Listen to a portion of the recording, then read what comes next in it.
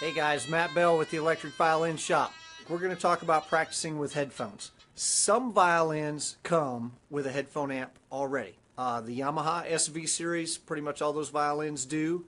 The YEV does not, but the SV, it's got an SV and then a number. It's probably got a headphone amp on board, okay, or in a little box that comes with it. The NS Design CR series, their top of the line instruments, have a headphone amp on board. Just already got the little headphone jack right there. Some of the Bridge Dragons do. The Aurora Wood violins do, and then some of the older Zeta violins also had a headphone amp on board inside the instrument. You just plug your headphones right in and you're off to the races.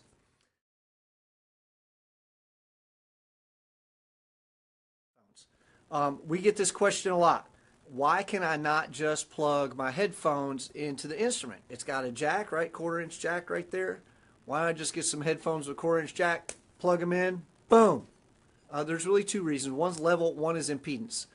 You're about 100 times short on power, and you're maybe 1,000,000 too many ohms on impedance, and that's a lot of physics. But that's why you can't just plug your headphones into your violin and have that work. So what are my options if I want to practice with headphones and my instrument does not come with a headphone jack or a headphone amp on board? You can get a headphone amp. We've got them on our website.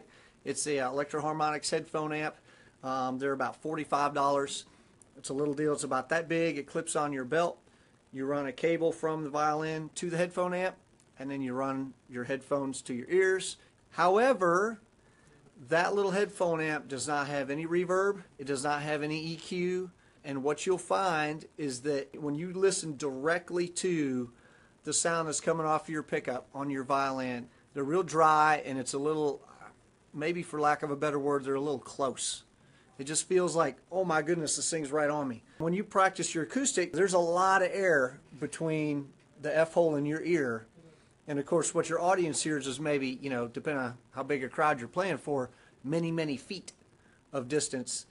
And then when you're listening to headphones, you're hearing like, I don't know, 1/4 of an inch between the source and your ears. One thing that we can do is we can add a little bit of reverb to that, and it pushes that signal back in space.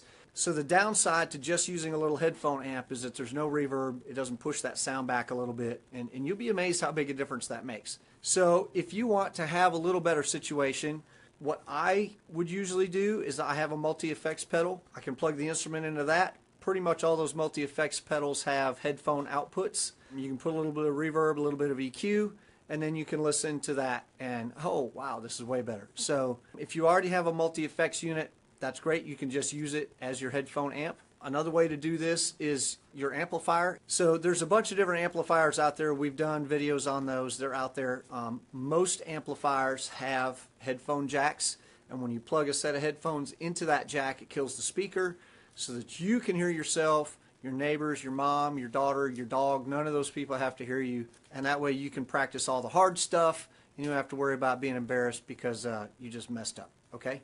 You got just a little battery-powered headphone amp. You got the multi-effects with a headphone out. You've got an amp with a headphone jack, and then the other way that I would typically do this when I'm in my studio, I just plug right into my computer through my interface, and then I can use any of the DAWs that I might have in there, GarageBand, Logic, I don't know, Ableton, there's a bunch of different ones. Whatever you want to use in your computer, then you can do that. Also, they make interfaces for iPhones and or whatever kind of phone you got, and iPads, that sort of thing. You can get an interface for about $100.